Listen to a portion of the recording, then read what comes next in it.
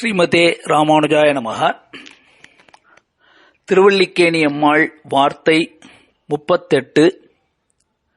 திருவல்லிக்கேணி பெண்பிள்ளை ரகசியம் 38.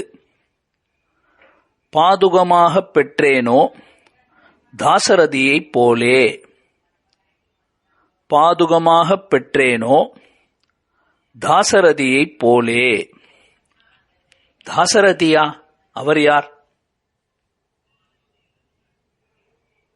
பாதுகமாகப் பெற்றேனோ, யாருக்கு இந்த தாசரதி பாதுகமாக ஆனார்? பார்ப்போம். கீழே பார்த்திருக்கிறோம். ராமானுஜருடைய மருமகன் அப்படின்னு ஒருத்தரை பார்த்தோம். புனர்வசு நட்சத்திரத்திலே அவதரித்தவர். அவருக்கு பிற்காலத்தில் பிரபலமாக முதலியாண்டான் அப்படின்னு அவருக்கு திருநாமம் சாற்றப்பட்டது. சித்திரை மாசம் புனர்வசு நட்சத்திரம் அதில் தான் அவதரித்தார். எங்க அவதரித்தார்? இன்னைக்கும் பச்சை வாரண பெருமாள் கோயில் அப்படின்னு பூவிருந்தவள்ளியிலிருந்து வெளியிலே வந்தோம்னா அந்த பூவிருந்தவள்ளிக்கும் திருமழிசைக்கு திரும்ப வேண்டிய பாதைக்கும் நடுவில் இடது பக்கத்தில் ஒரு சாலை போகும். பேட்டை அப்படின்னு ஒரு இடத்தை நோக்கி போகும். அந்த இடத்துல தான் ராமானுஜருடைய சகோதரியினுடைய பிள்ளையாக தோன்றினார். இவருக்கு தாய் தந்தையர் இட்ட பெயர் தாசரதி அப்படின்னு பெயர் வைத்தார்கள். எதனாலே இவருக்கு தாசரதின்னு பெயர் வைத்தார்கள்? கொஞ்சம் விசேஷமாக அலங்காரமாக இத சரித்திரத்தை சொல்லுவார்கள். ராமாயண காலத்திலே ராமர் ஸ்ரீமன் நாராயணன் பகவான்,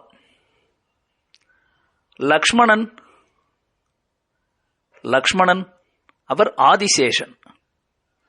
அவர் தம்பியாக பிறந்தார். தம்பியாக பிறந்த அவர் தொண்டுகளை செய்தார். அகம் சர்வம் கரிஷ்யாமி என்று ராமனுக்கும் சீதைக்கும் அனைத்து விதமான தொண்டுகளையும் ஆதிசேஷனுடைய அவதாரமான லக்ஷ்மணன் ராமாவதார காலத்தில் செய்தார்.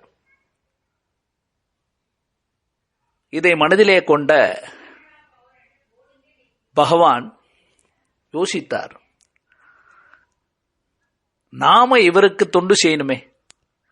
ஆதிசேஷனுடைய அவதாரம், ஆதிசேஷனுக்கு நாம தொண்டு செய்யணுமே அப்படின்னு ஆசைப்பட்டார். ஆதிசேஷனே திரும்பவும் கலியுகத்திலே கலௌ கஷ்சித் பவிஷ்யதி என்று சொல்லுவார்கள். அனந்த பிரதமம் ரூபம் லக்ஷ்மணஸ்து ததப்பரம் திருத்தீயா பலபத்ரஸ்யு கலௌ கஷ்சித் பவிஷ்யதி என்று முதலிலே ஆதிசேஷன் அனந்தன், அவரே அடுத்து லக்ஷ்மணனாகவும் அடுத்து பலராமனாகவும் அடுத்து ராமானுஜராகவும் அவதரித்தார் என்பது உயர்ந்த இந்த வாக்கியம். அப்ப ராமானுஜர் ஆதிசேஷன் தான் ராமானுஜராக அவதரித்திருக்கார். இவருக்கு தொண்டு செய்யணும்னு ராமருக்கு ஆசை. அதனால அந்த ராமரே, அவர் அவதரிச்சதும் சித்திரை மாசம் புனர்வசு நட்சத்திரம் தானே. அதே சித்திரை மாசம் புனர்வசு நட்சத்திரத்திலேயே ராமானுஜருக்கு தொண்டு செய்வதற்காகவே அவதரித்தவர் ராமரே அவதரித்தாரோ என்று சொல்லும்படியாக பச்சை வர்ண பெருமாள் கோயில் பேட்டை என்கின்ற இடத்திலே அவதரித்தார் இவர். குழந்தை ராமருடைய நட்சத்திரத்திலே அவதரிச்சிருக்கு இல்லையா. ராமருக்கு இன்னொரு பேர் இருக்கே, தாசரதி அப்படின்னு ராமருக்கு பேர். தசரதனுடைய பிள்ளை தாசரதி இல்லையா. 10 திசைகள்ல தேரை ஓட்டக்கூடியவன் தசரதன். அவருடைய பிள்ளை என்பதனாலே தாசரதி அப்படின்னு பேர் ராமனுக்கு. அந்த ராமருடைய நட்சத்திரத்திலேயே அந்த அவதார நன்னாளிலேயே பிறந்ததனால இந்த பிள்ளைக்கு தாசரதி என்று பெயர் சூட்டினார்கள். பிற்காலத்தில் அவர் முதலியாண்டான் அப்படின்னு ரொம்ப பிரசித்தியான பெயரை பெறுகிறார். ஏன்? முதலிகள் அப்படின்னா சிஷ்யர்கள், ஸ்ரீ வைஷ்ணவர்கள்.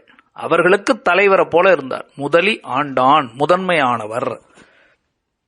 முதலிகள் அப்படின்னா வானர முதலிகள் அப்படின்னு கூட சொல்லுவோம் இல்லையா? பகவானுக்கு தொண்டு செய்யக்கூடியவர்கள் பாகவதர்கள், அவர்களுக்கு தலைவர். அதனால முதலி ஆண்டான்னு பிற்காலத்தில் பெயர் பெற்றார். இது ஒரு பக்கம். அடுத்ததாக பாதுகை அப்படின்னா என்னது? பாதுகம், பாதுகை அப்படின்னா என்ன? இன்னைக்கு நம்மெல்லாம் கோயிலுக்கு போனோம்னா கோவில்ல சட்டகோபம், சட்டாரி அப்படின்னு சாதிப்பாங்க இல்லையா? தீர்த்தம் கொடுப்பாங்க. தீர்த்தம் கொடுத்தோடனே தீர்த்தம் சடாரி வாங்கிக்கோங்க அப்படின்வாங்க. தீர்த்தமான உடனே சட்டாரி அப்படின்னு அதுல ஒரு 2 பாதுகைகள் இருக்கும். அது கீழே அப்படியே ஒரு அழகாக கிரீடம் போல இருக்கும். அதை எடுத்து நம்ம தலையில வைப்பாங்க. அதுக்கு சடாரி சாதித்தல் அப்படின்னு சொல்றோம். அது யார்? பகவானுடைய கோவில்கள், ஸ்ரீமன் நாராயணனுடைய விஷ்ணு கோவில்கள்ல சட்டாரின்னு பேர் வைத்தவர் சுவாமி நம்மாழ்வார். அவர்தான் ஸ்ரீ மகாவிஷ்ணு பகவானுடைய பாதுகைகளாகவே இருக்கக்கூடியவர். அவருக்கு தான் சட்டகோபம், சட்டாரி அப்படின்னு பேர். சட்டம் என்ற வாயை அரித்ததனாலே, வாயுவை அரித்ததனால அவருக்கு சட்டாரி என்று பேர். சட்டம் என்ற வாயுவினிடத்திலே கோபித்ததனால சட்டகோபர் அப்படின்னு பேர். அப்ப பகவானுடைய பாதுகைகளாக இருக்கக்கூடியவர் நம்மாழ்வார் அப்படின்னு பார்க்கிறோம். அவருடைய ஸ்பர்சத்தினால நமக்கு புனிதமும் மேன்மையும் ஏற்படும் அப்படின்னு பார்க்கிறோம். சரி, நம்மாழ்வாருடைய பாதுகை யார்? அப்போ ஒவ்வொரு பெரியவர்கள், இது பெருமாளுடைய பாதுகைன்னு பார்த்துட்டோம். ஆச்சாரியார்கள், குருமார்கள் இருக்காங்க இல்லையா? அதுல பிரதானமா இப்ப எடுத்துக்கோ. நம்மாழ்வார் தான் நம்ம ஊர்ல பூலோகத்துல ஒரு பிரதமமான ஆச்சாரியன் நம்மாழ்வார். அவருடைய பாதுகை எது? அவர் கோயிலுக்கு போனாக்கா அவர் கோவில்லையும் நம்ம தலையில அதே மாதிரி வைக்கிறாங்க. அங்க போய் சடாரின்னு சொல்லக்கூடாது. ஏன்னா அவர் தான், அவருடைய பாதுகை அவரே இருக்க முடியுமா? அவருக்கு யார் பாதுகை அப்படின்னு கேட்டால், மற்ற இடங்கள் எல்லாம் மதுர கவி அப்படின்னு சொல்லுவாங்க. அவருடைய சிஷ்யரா இருந்தவர் மதுர கவி ஆழ்வார் இல்லையா? மற்ற இடங்கள்ல எல்லாம் மதுர கவி, மதுர கவி அவர் தான் சொல்லுவாங்க. ஆனா நீங்க ஆழ்வார் திருநகரி அவருடைய அவதார ஸ்தலத்துக்கு போங்க. அங்க போனீங்கன்னா காத்தால நம்மாழ்வாருக்கு திருமஞ்சனம் எல்லாம் ஆகும். நித்தியப்படி திருமஞ்சனம். அவர் திருமஞ்சனம் ஆன உடனே எல்லா அடியார்கள், அந்த ஊர்ல இருக்கிறவர்கள், தெரிந்தவர்கள் எல்லாம் அவர் ஒரு நேரத்துக்கு வேகமா போவாங்க. எதுக்குனாக்க ராமானுசன் சாதிப்பாங்க, ராமானுசன் சேர்த்துக்கணும், ராமானுசன் அது கடாட்சிக்கப்படணும் அப்படின்னு ஓடுவாங்க. அப்படின்னா நம்மாழ்வாருடைய பாதுகை நிலைகளாக ஆழ்வார் திருநகரிலே பிரதானமாக இராமானுசன் அப்படின்னு தான் சொல்லுவாங்க. பூமண்ணுமாது பொருந்திய மார்பன், புகழ்மலிந்த பாமன்னு மாறன் அடிபணிந்துய்ந்தவன். இந்த பாட்டு கேள்விப்படுறோம் இல்லைங்களா? அப்ப ராமானுசர் யார்?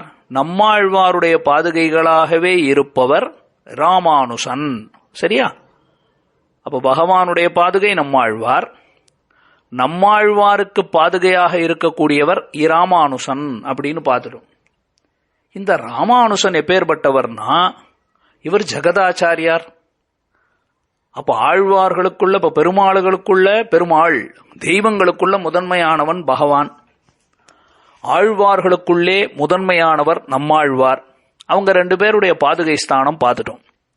சுவாமி ஆச்சாரியார்களுக்குள்ளே நாயகன் யார், தலைவர் யார் அப்படின்னா குழப்பமே இல்லையே, ஜெகதாச்சாரியார். அனைத்துலகும் வாழப் பிறந்த எதிராச மாமுனிவானுதான சொல்றோம். இப்ப ராமானுஜர் தான். சரி, அவருக்கு யார் பாதுகை? அந்த ராமானுஜருக்கு யார் பாதுகை அப்படின்னு கேட்டால், நீங்கெல்லாம் இப்போ ஸ்ரீபெரும்புதூர் ராமானுஜர் கோவில்களுக்கு போறோம். தானுகந்த திருமேனி, தமருகந்த திருமேனி, தானான திருமேனி, இது முக்கியம். கிட்டத்தட்ட அனைத்து வைணவ தலங்களிலேயும் திவ்ய தேசங்களிலேயும் ராமானுஜருக்கு கோயில் இருக்கும். ராமானுஜருக்கு கோயில் இருக்குன்னா அவர்கிட்ட இதே போல ராமானுஜருடைய பாதுகையாக ஒரு கிரீடம் மாதிரி ஒன்று வச்சிருப்பாங்க. அதுல ரொம்ப முக்கியமான இடங்கள் எதுன்னு கேட்டால் ஸ்ரீரங்கம், அதுதான் தானான திருமேனி. கடைசியில் ராமானுஜரே அந்த அந்த இடத்துல தானே அவரை பள்ளிப்படுத்தினார்கள். அது தானான திருமேனி. தான் உகந்த திருமேனின்னா ஸ்ரீபெரும்புதூர்ல இருக்கக்கூடிய ராமானுஜர், அது ராமானுஜரே ஆசைப்பட்ட திருமேனி. தமர் அடியார்கள் ஆசைப்பட்ட திருமேனி, அது தமருகந்த திருமேனி, மேலக்கோட்டை திருநாராயணபுரத்தில் இருக்கக்கூடிய எம்பெருமானார். இப்ப இங்கெல்லாம் போனோம்னா ராமானுஜருக்கு திருமஞ்சனமான உடனே நமக்கு எல்லாரும் இதே மாதிரி பாதுகைகளை நமக்கு சாதிக்கிறாங்களே, அது யார்? அப்போ அந்த பாதுகைகள் யார் அப்படின்னு கேட்டால் அவர்தான் முதலியாண்டான். தாசரதின்னு சொன்னா முதலியாண்டான் ராமானுஜருடைய பிரதான சிஷ்யர். அவருடைய திருமேனி சம்பந்தம் ஒரு பக்கம், அவருடைய மருமகனாகவே இருந்திருக்கார். கீழே சொல்லியிருக்கேன், அனந்தசரஸ் தீர்த்தத்தில் காஞ்சிபுரத்திலே சந்நியாச ஸ்வீகாரம் எடுத்துக்கொள்ளும் பொழுது முதலியாண்டானை தவிர அனைத்தையும் விட்டேன்னு சொன்னவர். அப்ப எந்த அளவுக்கு முதலியாண்டான் இடத்துல ராமானுஜருக்கு கருணையும் ஆசையும் இருக்கும். சன்னியாசி ஆகிறார், ஆனா முதலியாண்டானை தவிர அனைத்தையும் விட்டேன்னு சொல்றாருன்னா மனைவியை கூட விட்டுட்டார், எல்லாத்தையும் விட்டுட்டார். ஆனா முதலியாண்டான கடைசி வரைக்கும் விடலையே. ஏன்? கீழே பார்த்தோம் இல்லையா, ராமர் தான் இவருக்கு தொண்டு செய்ய வந்திருக்கிற மாதிரி வந்திருக்கார். அந்த முதலியாண்டானைத்தான் ஸ்ரீ ராமானுஜருடைய பாதுகைகளாக கோவில்களிலே இன்றைக்கும் நமக்கு சேர்க்கிறார்கள், சாதிக்கிறார்கள். அதைத்தான் இந்த வார்த்தை சொல்லுகிறது, பாதுகம் ஆக பெற்றேனோ அப்படின்னா பாதுகைகளாக. யாருடைய பாதுகைகள்னு நீங்க ஞாபகம் வச்சுக்கணும், ராமானுஜருடைய பாதுகைகளாக, ராமானுஜருடைய திருவடி நிலைகளாக. வடுகநம்பியும் சொல்லலாம், அது அவருக்குன்னு இருக்கக்கூடிய அந்த தொண்டனூர் போன்ற பிராந்தியங்கள்ல வடுகநம்பி அவர் அப்படி சொல்லலாம். ஏன்னா அவர் அந்த பாதுகைகளையே சேமித்து வச்சு அதை வச்சே இருந்தவர், ராமானுஜருடைய பாதுகைகளையே. இன்னைக்கும் அதே தொண்டனூர் கிட்ட அந்த சாலக்கிராமம் என்ற ஊர்ல போனா முதலியாண்டான் ஸ்ரீபாத தீர்த்தம் அப்படின்னு ஒரு சரித்திரம் இருக்கு. முதலியாண்டானுடைய பாதத்தை அங்க அவர்கள் குடிக்கக்கூடிய தண்ணீர் வரக்கூடிய இடத்துல வைக்க, அதனால அந்த ஊரே தெரிஞ்சிச்சு அப்படின்னு பாக்குறோம். அதெல்லாம் இருக்கட்டும். இப்ப இந்த இடத்துல முக்கியமா ராமானுஜருடைய சந்நிதிகளிலே போனால் முதலியாண்டான் சாதியுங்கோள்னு கேட்கணும். பெருமாள் கோயில் போனா ஷட்டாரி சாதிங்கோன்னு சொல்லணும்.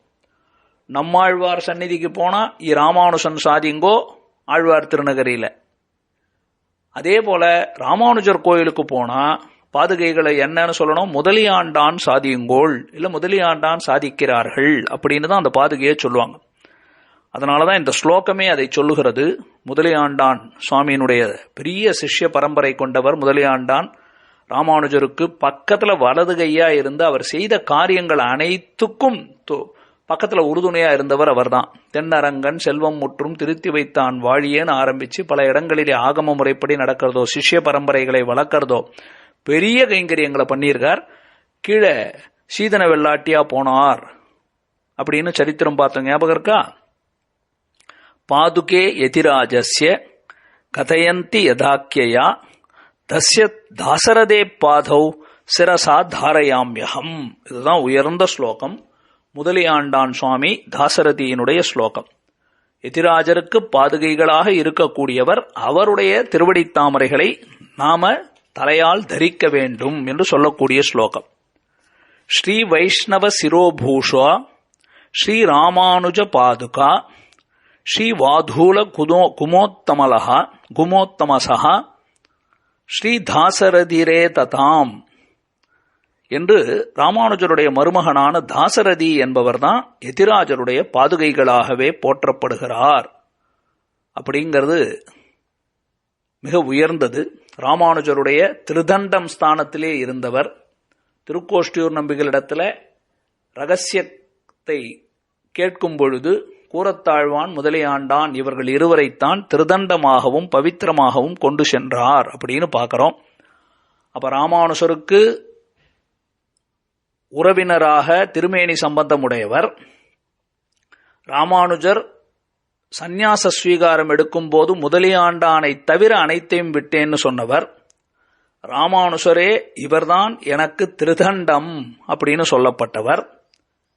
எல்லாத்துக்கும் மேல ராமானுஜருடைய பாதுகைகள் அப்படிங்கிற பெருமையை பெற்றவர் முதலியாண்டான் என்ற தாசரதி.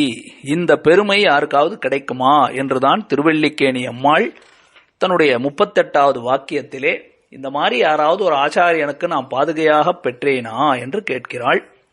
38வது வாக்கியம், பாதுகமாகப் பெற்றேனோ தாசரதியைப் போலே. 39வது வாக்கியம், பவித்ரம் எனப் பெற்றேனோ ஆழ்வானைப் போலே. பவித்ரம் எனப் பெற்றேனோ ஆழ்வானைப் போலே. கூரத்தாழ்வானை பற்றிய சரித்திரம் அடுத்த பதிவிலே அனுபவிப்போம். ஸ்ரீமதே ராமானுஜாய நமஹ.